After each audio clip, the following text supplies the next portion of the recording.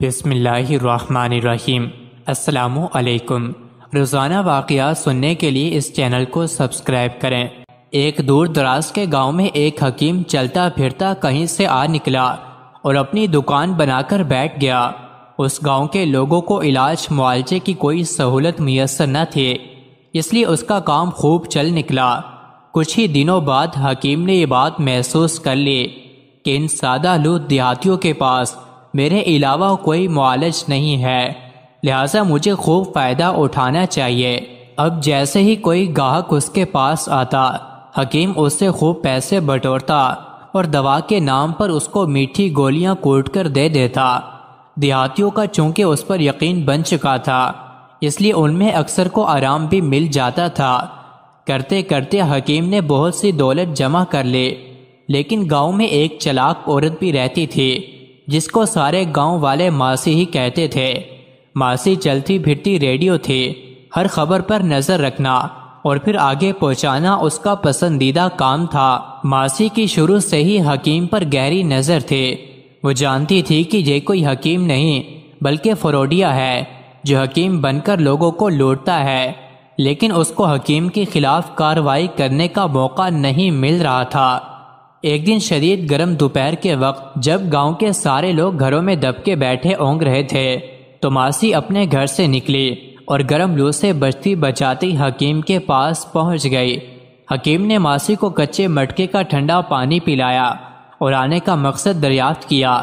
ماسی نے چور نظروں سے دائیں بائیں دیکھا اور حکیم کے کان کے پاس منہ لے جا کر بولی کہ مجھے مردانہ کمزوری ہو گئی ہے، کوئی اچھی سی دوا دے دو۔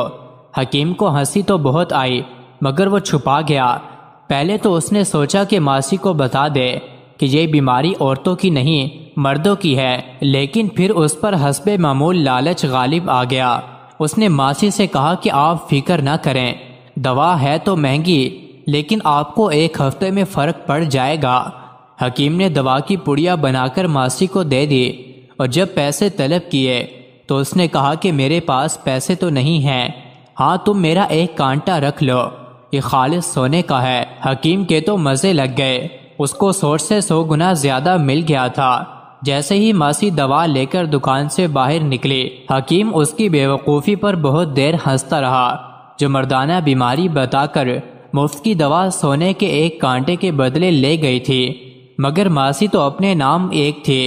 اس نے شام ہوتے ہی شور مچا دیا کہ حکیم نے میرے گھر میں گھس کر میری عزت سے کھیلنے کی کوشش کی اور سارا سونا اور پیسے لے کر فرار ہو گیا ہے۔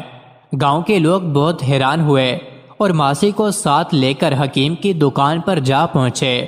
لوگوں نے حکیم کے سامنے ماسی کے لگائے الزامات دہرائے تو حکیم بیچارہ پریشان ہو گیا اور کہنے لگا کہ نہ تو میں اس کے گھر گھسا ہوں اور نہ ہی اس کی عزت اور دولت پر ڈاکہ ڈالا ہے، لیکن چلاک ماسی ضد کر رہی تھی کہ حکیم نے ایسا ہی کیا ہے، اس کی دکان کی تلاشی لی جائے۔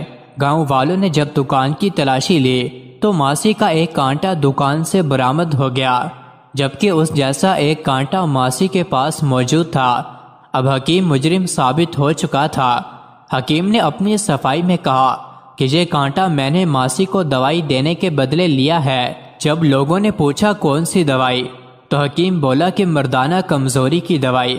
بس پھر کیا تھا، حکیم کے چراغوں میں روشنی نہ رہی۔ چلاک ماسی نے نہ صرف حکیم کی ساری دولت ہتھیا لی بلکہ اس کو گاؤں والوں سے جوتے بھی پڑوائے۔ اب وہ حکیم حکمت چھوڑ کر مزدوری کرتا ہے، لیکن برسوں گزر جانے کے بعد بھی وہ چلاک ماسی کو نہیں بھولا۔ مزید ایسے ہی ویڈیوز کے لیے چینل کو ضرور سبسکرائب کریں۔